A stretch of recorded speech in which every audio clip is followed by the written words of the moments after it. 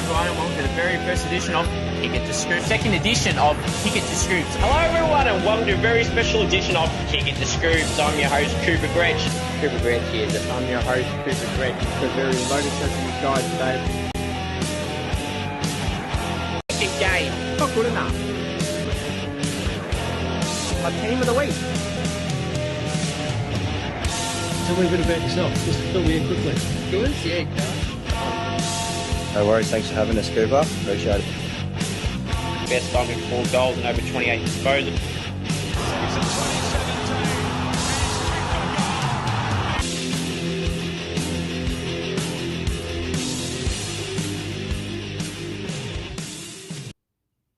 Hello everyone and welcome to Kick It to Scoops. I'm your host, Cooper Gretsch, the sole admin of AFL information, trade rumours and results. We've got a very loaded show for you guys today. We've got the world famous segment, Scoops Goes Bang. I've got 3 topics to rant on about. Also got my team of the week, my Supercoach talk. We're going to review the rounds just gone and upcoming.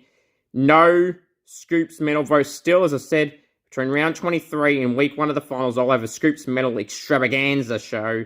I'm trying to make it as big as I can. It'll be solely just about the Scoops medal, a single episode on that from rounds, I think it's from the end of the bye rounds to round 23. So it's going to be a big, big show. My Rolling All Australian team will not be on the show for the last 3 rounds. It'll just simply be a reveal on the podcast between that round 23 and round 1 of the final series, so week 1 of the final series. So we'll go through that then. So we might as well start off with this. You want me on Cameo, head to cameo.com/Cooper G. You want me to roast your friend? Do you want me to tell them they suck at Supercoach, cricket, footy, whatever?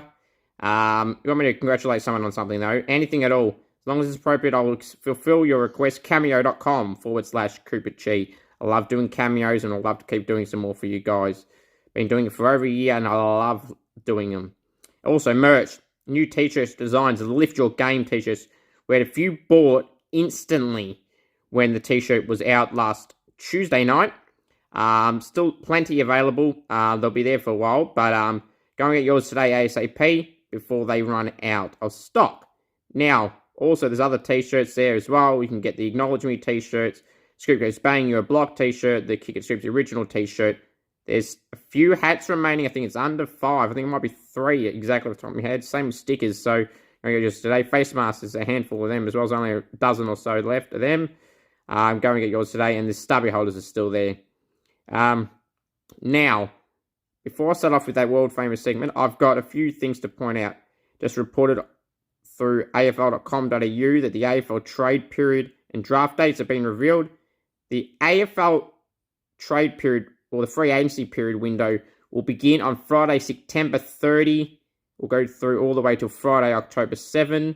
That's for free agency. The trade period, the heavily debated trade period, the trade period we love, and I will be covering throughout the weeks of the trade period, a week and a half. That trade period will officially begin on Monday, October 3rd, and run through to Wednesday, October 12th, the deadline day again, finishing in prime time at 7:30 p.m. Australian Eastern Daylight Savings Time. AEDT. And I will be covering the trade period as I always do. That is when I normally would do some lives. Go live on YouTube or Instagram. And I plan to do that throughout the trade period as well. So it's a trade period you won't want to miss. And you won't miss a damn thing of the trade period by just heading to AFL Information, Trade Rumours and Results on Facebook, AFL Info Live on Instagram. And if you want any other further information on the trade period, you know what to do. Send me a message and I'll go through any trade goss, rumours, etc. you want to go through. Now, let's start off with that world famous... Oh, I beg your pardon, Coops, you're jumping the gun again, mate.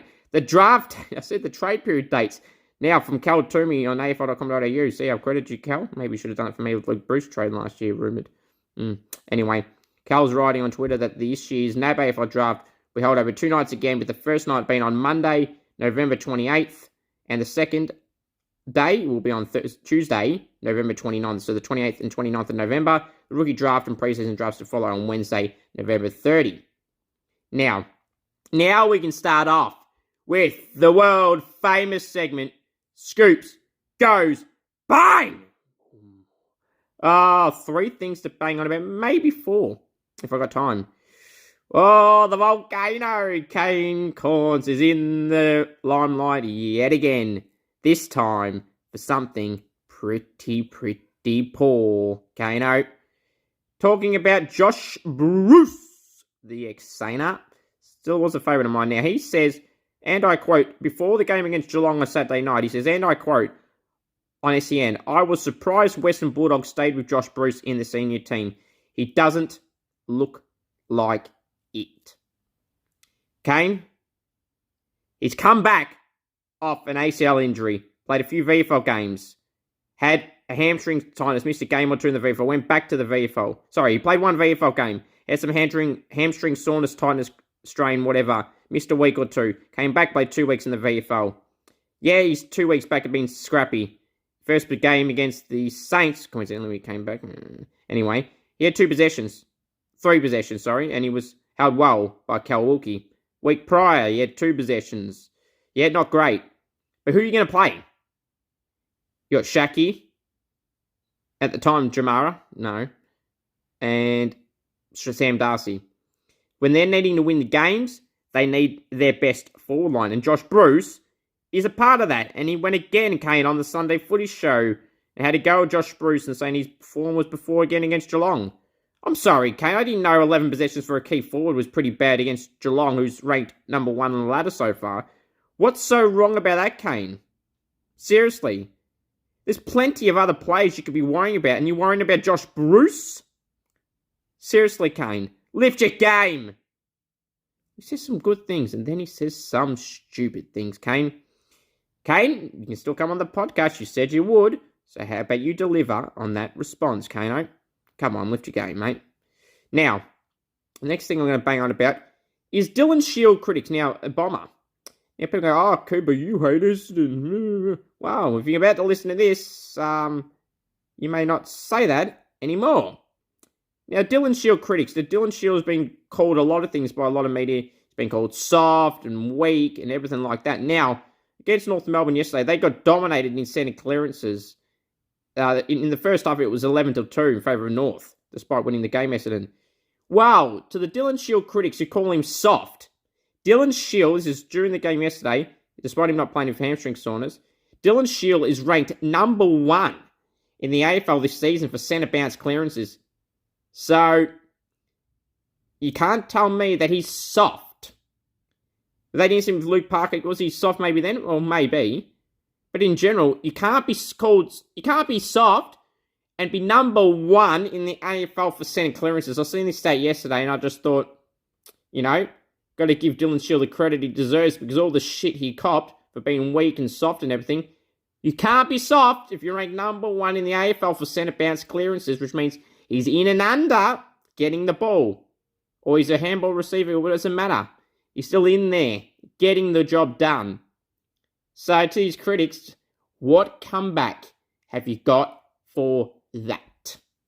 I've not been a critic of him. Sure, has he been underperforming since he joined Essendon? Yeah, probably. But if he's number 1 in the AFL for centre bounce clearances, clearly he's doing something right. So to the critics of him, lift your game. Pathetic. Brett Ratton. Rats. I've had hashtags ratting out. I've had a lot of things. Brett, review. Glad you got the job at the time. You got it after Richo. Okay, finals in 2020. Great. Now, I've always been one to criticise other clubs, in particular Geelong, for doing these late change bullshit moves, tactics, where they just pull players out every single week. Now, St Kilda don't do it every single week. They make stupid selections, pardon the pun, every single week. And they try to undo that goodness on selection on Thursday night. There was plenty of players I said should have come in. Dan Hanbury, Mitch Owens, Tommy Campbell, Tommy Highmore, Jack Bytel even as well. Did they do any of that? They did. They brought in Dan Hanbury. I thought, awesome. Great to see Hannah's back. And we'll get to Hannah's in the Saints game soon. He was awesome. It's great to see Hannah's back. Tommy Campbell was in. I thought, oh, hello. They finally named him. They should have named him every time Ryder or Marshall wasn't in. Because he's the VFL form averaging 25 disposals, a goal a game, and over 40 hitouts. Deserved a spot in the side Tommy Campbell. You named, I thought, great, you named him. Mitch Owens, you didn't. Annoying. Tommy Hommel, you didn't name. Annoying. You dropped Ryan Burns. I thought, good. Gresham Billings out injured was shit. Unfortunate. JB's going to be in doubt again for this week. Week-by-week proposition. And Gresh is out for 5 months with a knee injury. So that's actually another thing I mentioned too. Rat said after the game, oh yeah, no, he's fine. He's fine, Gresh. He's a bit sore, but it was just precautionary because we read at the game done in the last few minutes against the Eagles. Well, that didn't happen. Now he's out for 5 months. 5 months! You gone from being okay to 5 months? People can say, oh, things may have gone worse after a few days. Well, St Kilda's had a long history of lying to the fans and members about injuries. Why do you have to lie about injuries like D-Mac, Dan McKenzie this year? At times this year he was meant to miss a week. Then it led to be another week, 4 weeks of 1 week. Then the week Ryder got injured. He's 1 week, then turned into 4 to 6. 4 to 6.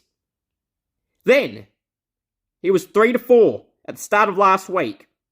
Then during the week when they announced the Gresham and Billings injuries on Thursday last week, in the same week when it was 3 to 4 on Tuesday, it was now 2 to 3 on Thursday. Can you make up your minds? You can't just magically recover just like that in a day or two every week. Or it goes up a week, stagnates a week, goes down a week. Can you stop lying and just be upfront? If he's going to miss 4 weeks, say he'll miss 4 weeks. Don't go, oh, yeah, no, it'll be 2. Then go 1, an extra 1. Oh, no, didn't feel good. No, another 1. It is absolutely annoying. So what? Is he going to play this week? Dougal Howard will be back. Should. If you go by your injury report. Should. Now, the Tom Campbell non-selection, or selection that ended up being a non-selection. If you listen to Brett Ratten in his press conference after the game, Tom Campbell was a laid out. And I said to people around me, I said, I guarantee you they did this intentionally and never had the plan to play Tommy Campbell. I don't know what he's got against Tom Campbell. I don't know. Well, he can just show he does. Has something against him, but I don't know why. Anyway, he was selected, then not selected. And Brent Ratten was asked, finally a journalist had some balls to ask him this question and say, what was with the non-selection of Tom Campbell? You selected him and then didn't select him. Well, he then self-admitted that they were never going to play him. He said, oh, well, the Saints VFL Sandringham had a bye, so we thought we'd try and exploit the opposition. Really, Rats? You could be Jason Dunstall or you could be Mark Blake. It is not a smart move to do. It's not a good move to do. I don't like it when Geelong does it, and I won't like it when you do it. It is a stupid move, dumb move. Be upfront and honest, secretive. It is. No one cares. The opposition's only going to go, oh shit, he's not in now. Oh shit, he's in now. Like when Geelong do it, I don't like it when they do it. They do it to every opposition almost every week. It's not cool. It's not smart. Do you think Sam Mitchell gave a flying, you know what, that you made the late switch? And then you tried to backtrack on your statement by saying, oh, well, Ned Reeves was there and we didn't expect that. What, you didn't expect that on the selection night when it was publicly known that he was out? And you decided to last minute intentionally pull out Tom Campbell? I'm not buying it. You tried to backtrack what you said, and I'm not believing that at all. Name the side properly, select the right players, and then we'll have no issue. But when it can keep having an issue until you select the side properly, let's lift your game. Now, Mark McVeigh, a coach that shouldn't get the gig at GWS, and he won't if Glyco gets it. But the one thing I want to say about Mark McVeigh, from the positive side of things, he did what Brett Ratten does not do, and what a lot of coaches don't do, and they don't have the balls to do it.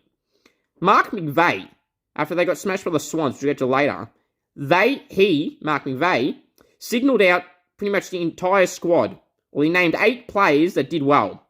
I'll get the list up in front of me. Most of them were the experienced players. I'm just going to get the exact names in front of me. Where are we? There were probably 8 players that really went to the wall today. Kelly, Whitfield, Perryman, Sam Taylor, Cal Ward, Hogan, Toby Green, and Adam Kennedy. I thought those 8 players fought right through to the end and gave absolutely everything. 8 players doing that is not enough. So basically, he's shit on the other players that didn't pull their finger out of their ass. I wish Brett Ratton would act like that. I don't care. You do it privately. I don't think he does. You've seen the acting he does on camera for the Saints Uncut on the membership things. You've seen him smile when he was meant to be angry after losing to Essendon or whoever it was. Or one of the most recent. The Bulldogs lost. Yeah, the Bulldogs lost. And they didn't edit it properly, that media team, did they? They forgot to edit out his smile. Then they cut it quickly. But you were a second or two too late in cutting. You didn't cut it properly. With that game as well. Pathetic rats, come on. Be like Mark McVeigh. Have some balls to single out players who are playing shit and actually drop players. He never drops players. At least Mark McVeigh, in this short time he's going to be their interim coach, he's probably made more bold selection statements and bold public statements than you've made in your entire time as coach. Lift your game. So, hope you guys enjoyed that edition of the world famous segment, Scoops Goes Bang. Now, leave your thoughts down below. Now, we'll go through, what are we going to go through now? We're going, also too on the show, guys, I'm going to go through the 8th spot. Whose spot is it? St Kilda, Richmond, and the Bulldogs. I'll give my reasons why, who I think it'll be later on, or at some point during the show today. And Supercoach talk, if I didn't mention that before. Not a great week in the Supercoach. But we'll now go through we'll review round 20. Now, let's go all the way back to Friday night in Perth. It was the Demons getting a convincing win over the Dockers in Perth. A bit of wet conditions in some parts of the game, which the Dockers don't love, wet conditions. Freo 39 defeated easily by Melbourne 85. Melbourne by 46. Win Melbourne needed to cement their spot in the top 4 for now. Every spot in that 8 is up for grabs right now. Even the positioning. Even Geelong to some extent. And now I'm not saying they'll fall out of the 4. But like first to third or something like that. It's still up for grabs. It is still up for grabs. And for this game alone, Melbourne took it for the disappointing Dockers. Will Brodie was one of their best. Hayden Young, Dave Mundy. But there wasn't many other great contributors. Andy Brayshaw did okay, Hayden Young. But, yeah, disappointing. Melbourne didn't have Ben Brown. They had Sam Wynn, who had 1 touch from a free kick in the goal square to get a goal. He'll be dropped this week for sure for Ben Brown, you would think, logically speaking. Viney was one of Melbourne's best players. Oliver is not playing well at the moment. James Aish did a good job on him, and James Aish had a fair amount of the ball as well. It was a win Melbourne needed for some momentum, and disappointing for the Dockers to not be competitive pretty much throughout this whole game. Rory Lobb seems to have checked out already of the Dockers, if he hasn't earlier. Saturday matches. The Pies do it again. The Pies, 88, defeated the Power, 82. 6-point victory to the 6-point victory to the Pies. 10 wins in a row for the Pies. All the last 10 wins, guys. Fun stat. They've had in their 10 wins no win margin higher than 11 points. Just think that through. So they've won every game by a goal or just under 2 goals. They've won every game by under 2 goals and most 6 points or less. It is an unbelievable stat. Craig McRae's doing an awesome job. Is a question mark on whether they're going to keep getting away with this. Now, sure, they'll probably lose a game here or will they? 10 in a row under 11 points. Craig McRae's doing a great job. This is just the type of form these 10 weeks they've had will be great for finals, because I'm sure in finals there'll be some close games, and they've had some great experience, clearly, having 10 games under 11 points or less. So, great form going in. Geordie to go, he was back. Kane, someone you criticised, was awesome, and that shut you up on him. You had to admit on the footy show yesterday, on Sunday footy show, on 9 with TJ and the crew, that you had to admit he done well, and he did. As did Nick Dacos did okay as well. Brodie Grundy played in the VFL. It didn't have his best number-wise game for the VFL Brodie Grundy. I'm sure he'll be back for Mason Cox. He'll be gone, skis. The Power, Rosie, Butters, awesome again. Carl Amon again, he's going to leave St Kilda or Hawthorn with the clubs he decided in between. Charlie Dixon was awesome the week before, though. Not his best game this week, but still an important player for them. Finlayson is in the ruck with Dixon, is somehow working for them. Instead of playing Sam Hayes or Brian Teakle or Scotty Lycett, I know he's been injured most of the time, so is Teakle in the last month, been back in the sample last few weeks. Sam Mace must be going too well. They want to stick with Finlayson and Dixon, but it's been working. Point like Kenny Hinkley should get the gig again next year. If he hasn't officially got it, he will get it, you would think. No shame losing the price of 6 points. They also could have won that game. Jace Burgoyne got a late goal with a minute to go, so they had a minute left to equal the scores. So I'll be happy with Port Adelaide. Their start is what stuffed them up 0-5, but they'll be happy with how they go on Boak and Wines with some good contributors for the power, again, against the Pies. Josh Carmichael awesome as a sub coming on in the second half. Again, the Swans in the Derby in Sydney. Swans 112-39 to the Giants. It was what they had to do, 73-point victory to the Swannies. Disappointing for the Giants. As I said, they've checked out already. 8 players, according to Mark McVeigh, that did well. The rest were garbage. The other 14 to 15, depending on the sub as well. Can't really blame the sub. But, so the other 14, pretty useless, according to Mark McVeigh. The Swans, Errol Gordon was awesome. Luke Parker. Chad Warner was great as well. Great to see. It was a great win for the Swans. Momentum heading into finals because they need to be heading into this form. The game you've all been waiting for me to talk about. The Saints, 75 defeated the Hawks, 63. St Kilda by 12 points. Now, this game could have been a lot worse than it ended up being for both sides. And I'm going to tell you why. St Kilda in the first half were up by about 26 points at half time, I think it was, give or take. St Kilda up off the top of my head with 5 goals, 7 at half time. You go, that's not great, but it's not very, very bad. Well, a lot of those behinds should have been, in fact, almost all of them. I'll come out on a limb to say all of them should have been goals. There was not really any hard shots that they missed. So they should have been up by at least 50 points at half time. The Hawthorn were playing that bad. Then St Kilda up to about 40-odd points in the third quarter. And I thought, come on, we need the percentage to close up to the Bulldogs if the head come down a percentage, because the percentage is all important. I thought, need to keep building. I get a 70-point win, and I'll be happy. I wanted more, but, I would have taken 70. But in St Kilda, typical St Kilda fashion, they can't bury a freaking side, no matter if you're North Melbourne or bloody a top side. This is what frustrates me. That's why the percentage is always shit. They either check out when they're behind and keep getting beaten, or when they're ahead, they don't bury a side. So what they do, they were happy being 40 points up, Rats. See, this is why I don't like Ratton as the coach right now. 40-odd points up. A side should bury them or at least contain that margin. They didn't even contain that margin. They just let Hawthorn go bang, bang, bang, bang, bang at the end. And when Luke Roost got a goal, with 5 minutes to go, made it 12 points. I thought, oh boy, oh boy, oh boy. Oh boy, oh boy, oh boy. I thought, no. Big boy McAvoy standing up in the last quarter. I thought, oh shit. I thought, Jesus, I'm going to have to write a post about this. And luckily, they had another shot they missed. We had a shot we missed. Lucky they held on. Brad Crouch was awesome, as he always is. Jack Steele, the man to steal. Dan Hanbury, goal in 27. Great goal from Hannah's, a dribbler. The chief, Jason Dunson, was on call. I don't know what he said about that goal, but he wouldn't have liked it, no, I'm sure. The dribbler, and it bounced up. I could just tell the way it was bouncing, it was going to bounce over the players' heads, and it did. Hannah's great to see him get back. That was his 100th career goal going on to Hannah's. Hit goal in 27. Had a really good, impactful game, which I love seeing from Hannah's.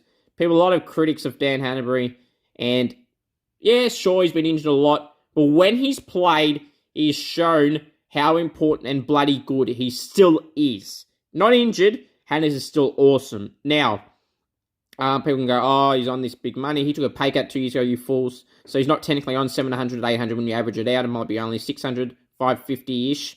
So, and his off-field experience, leadership, when he's injured, coaching in the VFL or helping out in the AFL on the bench when he can, and during training. He's a very important player. He's a very vocal. Ratton has spoken about him numerous times. A lot of the players have too. So it's great to see Hannah's do well. For the Hawks, John Newcomb was part of the reason why they came back in the last quarter. But there wasn't many. James Sicily wasn't his best game for Sis. Oh, one pet peeve of mine, guys. Please let me know your thoughts on this. Sicily and Cal Wilkie were two victims of this in this game. When the ball is close to your defensive line, You know you can rush the ball when you're under pressure, when you're in the goal square, distance you within the 10 or 9 metres, whatever they say. You can rush the ball, you know, coward sis. Far out. So could have been a regular, what's the right word? Regular offender of this. Like, rush it through. You're allowed to rush it through. Don't throw it. Don't try and walk it over being tackled. Handball it through. When you got pressure and you're in the 10 metres, you're allowed to do it. So do it. Cal Wiki, good defender. You think a lot of these players would have smarts, and they do not have football smarts. This is part of the difference between some sides. In fact, all sides probably still do it. Not all footballers are smart people. Because if they would know in instances like this, they can rush it through. Saints get the win, an important win. 3 big games coming, Geelong and Geelong. The Lions at Marvel, and then the Swans at Marvel. So 3 big games for the Saints. They need to win, probably 2 of them, but we'll get to that later. Bulldogs. I was getting nervous watching this game on my phone on the way back from the Saints game, and seeing the Bulldogs being up 20-1 in the first. I thought, oh boy, oh boy, oh boy. All the work of winning is almost going to be irrelevant in terms of the ladder, but at least we don't drop. But Bulldogs still would have been ahead. Now, I thought, typical Geelong, the one time I want them to win, they're not going to win. But they did. They came back. Great. This one time only, I'll be happy you came back. No other weeks am I going to say this about Geelong. So they got the win. It was most important for them to stay on top, for the Saints to stay in the 8. So thank you for once. Bulldogs. Norton.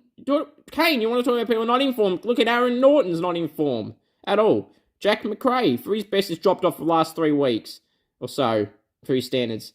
Your mate Bontempelli. Same boat. Maybe not dramatically bad, but not his usual best. So, like, where's the criticism of these players? Or do you only mention them when they're going well? Exactly. Geelong got the win. Tom Stewart came back from suspension. It was great for them to see him back because he's an important player for them. They're the Crows and the Dockers. The Crows and the Dockers. The Crows and the Blues, probably the upset of the round. The Crows, 84, beat Carlton pretty convincingly at 55 by 29 points. Tex, awesome. Rory Laird, awesome. It has to be a Brownlow contender. If he is not, I will be very, very disappointed. I wouldn't say shocked because he's not a Victorian player. I'll be absolutely disappointed if he's not a contender. Same with Toy Miller as well. Unbelievable. Rory Laird was awesome. Tex was awesome. I can tell you this, if Tex Walker hadn't missed the start of the season through his suspension he had, he'd be in the All-Australian team. Let me know what you think of that down below. Tex is awesome, 3-21 for a key position player, playing his best football at his older age, same like Sam Reid at the Swans. They're playing very, very well, and great win for the Crows over Carlton. Carlton, they lose all 3. They've got 3 tough games. They've got Collingwood and Melbourne, and they've got another side in the 8, I think. So they're no guarantee to make the 8. They should. So now I was saying a while ago that 7 spots are locked in. Well, now with this loss, Carlton's not locked in. They're vulnerable. They got Melbourne and Collingwood in 2 of their next games. So they want to watch out, Carlton, because if the Saints can pinch a game or 2, probably 2 games, if they can, and if Bulldogs can do the same in Richmond, Carlton could find themselves out of the 8. Amazing. Walsh and Cripps were their best players. So was Doherty. Jack Silvani back on as a sub. He was dropped. Just so you know that, geeks. That said I was wrong. Sunday games. Silvani did actually good in the half. Sunday games. Gold Coast, 107, defeated the Eagles. The highest scorer in game 104. Gold Coast by 3 points. Mario Chol was great, kicking 5. Noah Anderson was great. Toy Miller, he is awesome. He is really, really good. And like Laird should be a Brownlow contender, and I'll be disappointed if he's not. Shocked, as I said, he's not in this, not a Victorian player. Well, team. He's not in a Victorian team. Jack Darling kicked 6, had his best game of his season so far. There's some good games lately though, Jack Darling. Credit to him. Toy Miller, Noah Anderson, Mario Charles I mentioned as well. Some of the good plays for them. The Eagles, as I said, Tim Kelly was better this week after being towed up by a young fella from the Saints in Marcus Winhager. He did good.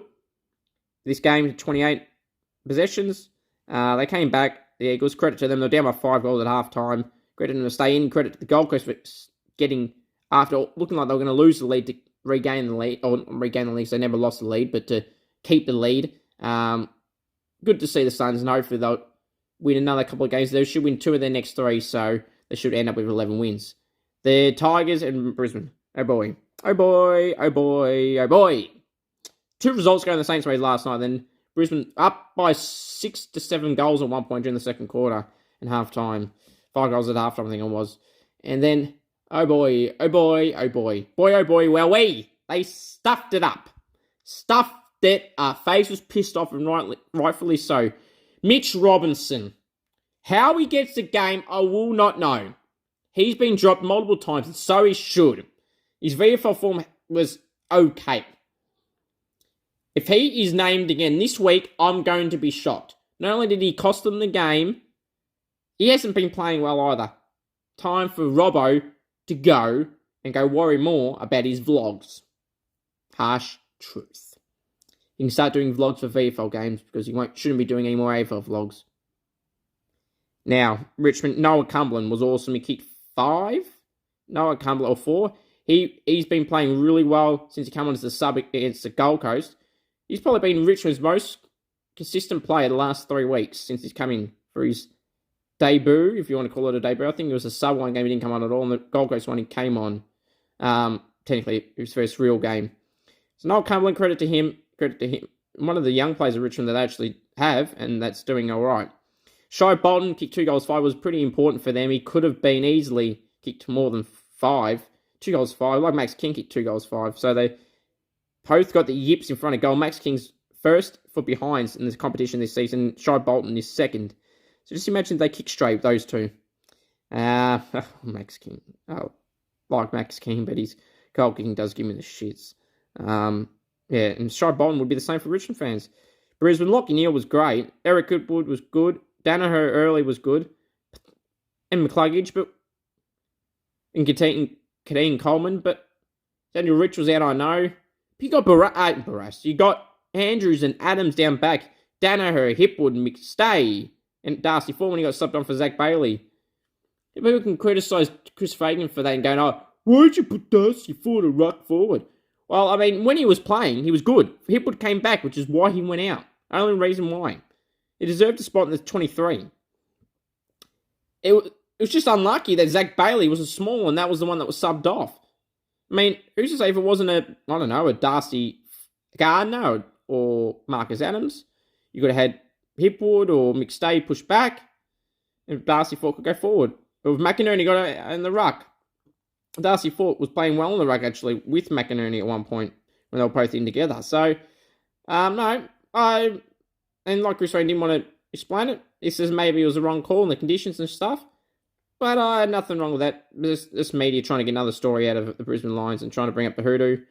At the MCG. But anyway, disappointed for the Lions. Come on, Lions. Come on, make a statement of selection. Come on, mate. Now, Essendon and North Melbourne. Essendon, they did what they had to do. 114 to 66 against North. 48 points. Jai Simpkin was awesome. He was absolutely awesome. Probably BOG. Great. Stringer kicked 5 for Essendon. Zach Merrick had 1 and 38. Was pretty good as well. So, yeah, Mason Redmond was pretty good for Essendon as well. But yeah, it was an easy win for them. I thought North looked like they may come back at times, but Essendon were just too good for them. But again, Essendon only beat up on the bottom side. So, yeah, I know they've had some good wins against St Kilda, Sydney, and Brisbane's VFL team. I'm not counting that one. So, St Kilda and Sydney, yep, good. But, yeah, they did what they had to do against North by 48 points. Now, let's go through my team of the week. Sorry, I just had a message come up. I've been trying to get some more people on my podcast at the moment. So, yeah, I'm just trying to get all that still sorted with people. I'm trying to get more guests, guys. If you know anyone from AFL clubs that you want on the show, please let them know so we can get some more guests on, because that's truly what I want to do for you guys. Now, yeah, so let's go through my team of the week. Team of the week. Oh, I just closed the tab down. You fool. Come on, Scoops. Lift your game, mate. Go get your lift your game t-shirts for $25 and postage on the site. merch link is in the description of this video. Please subscribe to the channel too if you haven't already. I want to aim for 20 likes. If you're in the chat, leave a like. You can leave a comment. You can leave a like. You can leave a subscription. Subscribe to the channel if you haven't already. You want to see me rant about someone every week, or people, or teams, or clubs, whatever. Subscribe. Want my knowledge? Subscribe. Any reason you want to see me, just subscribe to the channel. Turn on the bell for all notifications. Now, my round 20 AFL team of the week. From the backline, the pockets, Mason Redman and Ben Patton. Fullback, Shannon Hearn. Half back line, Jaden Stevenson and Brodie Smith. Centre half back, Sam Taylor. Wingers, David Mundy and Rory Laird. Centreman, Connor Rozee. Half forward line, Noah Cumberland and Jack Darling. Centre half forward, Marby Oldchild. Forward pockets, Shy Bolton and Jake Stringer. Full forward, Eric Hipwood. Ruckman, Rowan Marshall. Rovers, Jai Simpkin and Patrick Cripps. Interchange, Toik Miller, Brad Crouch, Tex Walker, and Zach Merritt. Emergencies, a long emergency list today. It was so hard to pick for this round. Errol Goulden, Jack Steele, Luke Parker, Darcy Byrne-Jones, Sam Walsh, Noah Anderson, Dan Hanbury, Brandon Walker from Freo, and Sam Doherty. Some reasons, well, the long list of emergencies of all the players in those positions that they play on the bench, they easily could have been named in. It was really line ball. Mason Redman was dominant. Ben Patton, 25, 13 intercept possessions, 80% out efficiency. Pato, coming from injury, is probably his best game in his career, or one of, anyway, especially since his injury. Horrific broken leg injury. Right on Pato, because he's been in there on the cusp of being dropped again. So, good one on Pato. Stevenson talked harshly, one of my fellow former guests. Steve-O at 34 off the halfback was pretty good, and he silenced the critics again, and one of those being Kane Cornes. Well done, Jaden. Keep it up, mate. Brodie Smith, his best game of recent time. Sam Taylor is an All-Australian lock. He has to be. He just has to be. If he's not, you will see me rant about it when that gets announced officially. But he'll be in mine. You can say, Cooper, you just spoiled it. Well, yeah, I'm just telling you right now who's in. He's a lock. David Mundy, 35 in a losing effort. It was really good eye efficiency and metres gained. David Mundy, too, just announced, by the way, his retirement after 19 years in the AFL. So, David Mundy, congratulations on a great career, mate. Hopefully, the Dockers can send you out on high, mate. And there's been signs and people saying online, flag mantle, or hopefully Dave Mundy. You've had a great career. You were near 400 games. Hopefully they can send you out with a premiership, Dave. Congratulations, mate, and well done on your career. And no, that's not why he's in my team. That's not why he's not in the team of the week. Crouch and Dave, hopefully you're in again for the next few rounds, mate. Well done. Connor Rozee.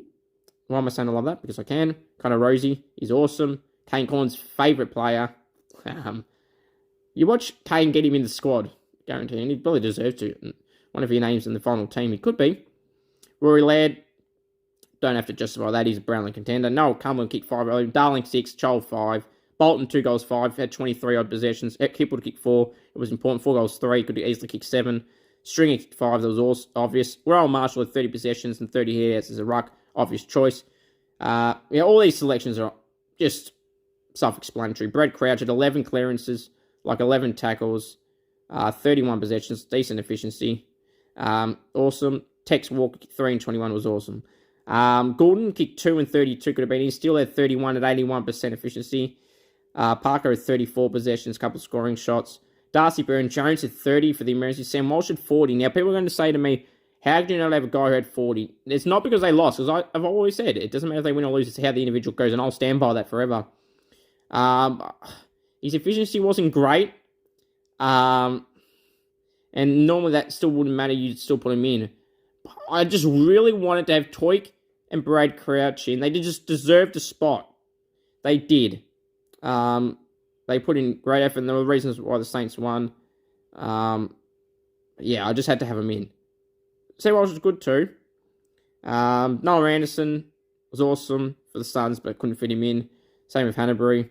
Brandon Walker and Sam Doherty. Doherty had 32, but didn't have the best efficiency, which is why he was the one that was left out. Same with, and Byrne-Jones was ahead of him in that position anyway. Brandon Walker, now he had 16 positions, and I know he's an emergency, so it doesn't really matter, but I thought his with his 16 disposals, he was very efficient, especially in the first half. You seen him breaking the lines, 1-2 handballs in place and setting up some scores for the Dockers in the first half in particular, which is why he was there. Had he continued that in the second half, I probably would have named him in the team of the halfback line. So, yeah. Actually, when you think about it, the team plays that we're in. Look, in other words, I might have considered him for the bench. But he was pretty good. So, yeah, that's my round 20 AFL team of the week. Now, I want to go through my Supercoach talk. 2,102 I had scored. In the top 13%. Now, I dropped 3% in the ranking. I'm pissed off. One trade to go. Cully's going to get suspended for sure. While I'm recording this, he hasn't got suspended yet. Then I had Treloar and Hewitt and Gresh. I'd trade Gresh, according to Tim English. Dude, that freaking worked, didn't it? Fuck. Then, yeah, it's a few interesting moves I've had to make. Just waiting on George Hewitt. If he doesn't play, I can play Jace Burkham, but I don't want to be playing rookies. I had to play 3 rookies on the weekend and play 1 short. So it's 2,102. It's not too bad considering that. But I have not scored, beside the buy rounds because they don't count, I have not scored under 2,000 this year, so it's a credit to me. I want to keep that going. So, yeah, 1 trade left. The captaincy choice this week. Just keeping it on Rory Laird, because why not? They play in the last game. Toik Miller, I'll put as the vice captain. Now, in the screenshots, you can see it's not what I've got, but again, this team is all to be determined. So, from the back line, James Sicily, Jack Sinclair, Hayden Young, Jaden Shaw, Jack Crisp, and George Hewitt. Bench, ideally, Jace Burgoyne and Sam Skinner. Captain Laird, Toik Miller, Clayton, this is the midfielders, Rory Laird captain, Toik Miller vice-captain, Clayton Oliver, Lockie Neal, Callum Mills, Jack McRae, Andy Brayshaw, and Ben Keys. Bench, Mitch Owens, great to see him back, Cooper Hamilton, James Cheetahs. Bench, Ruckman, Todd Goldstein, Ryan O'Brien, 2 average performances for them. Brian Teakle. Bench. Forwards, Stevie Canelio, Will Brody, Tim English, the new in, Isaac Heaney from last week, that is for English, Isaac Heaney, Pat Lipinski, Adam Treloar. Bench will be Cully, Jai Cully, and Ned Long. I hope that Treloar plays, because then I'll have to trade Treloar. Otherwise, then I can trade somebody else. Probably George Hewitt. Any advice?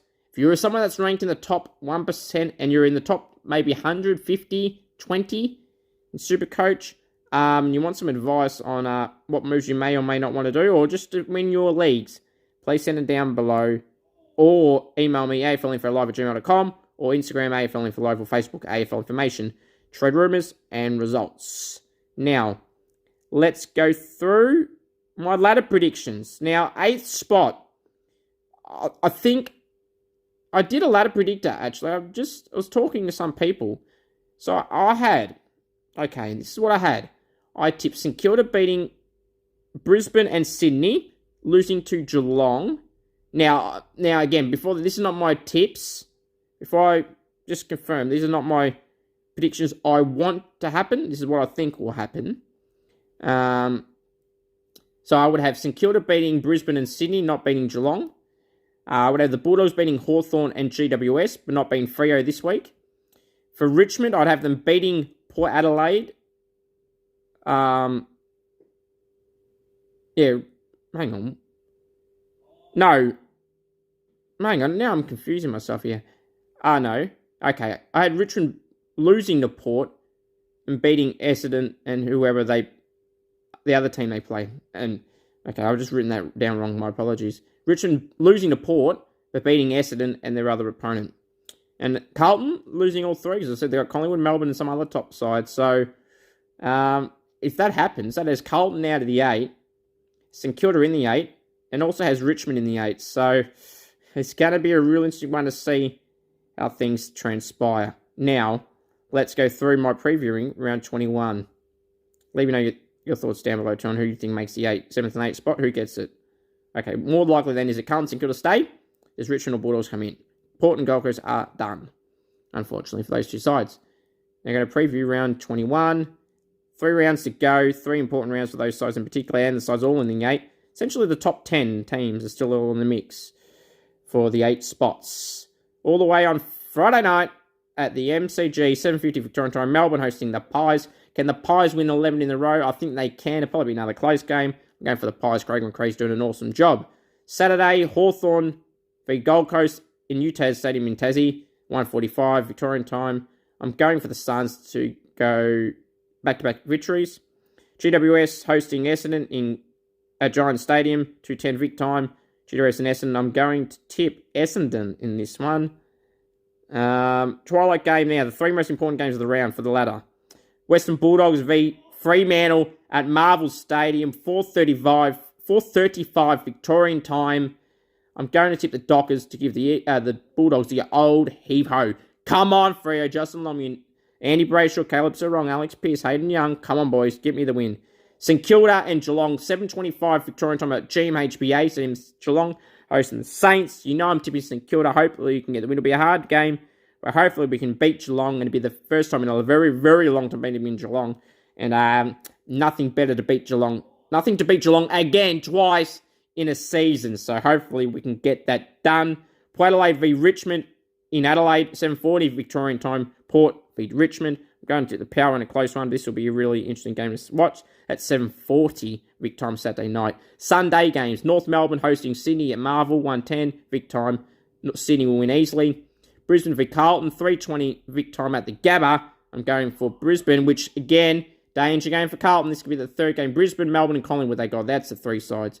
So yeah, Brisbane should win there at the Gabba. Want to bounce back. And the final game of round 21 to go through in Perth, Optus Stadium, 17th v 15th. Eagles versus Crows, 4:10 Vic time. I'm going for the Crows to give the Eagles the loss.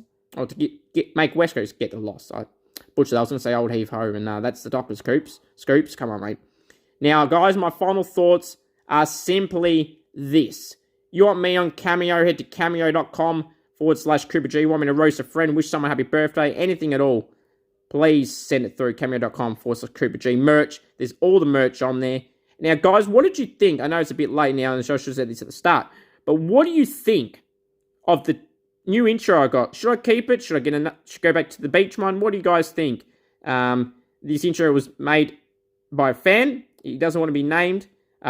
He knows who he is, so you've done a great job, mate. Really appreciate it. And, yeah, we'll see what we can do in the future for any other intros, any other podcast guests, anything at all. Yeah, we'll see how I can go. Appreciate you all. Until next week, everyone have a great one. The most important thing of all to remember is go the Saints. And, of course, acknowledge me, the one.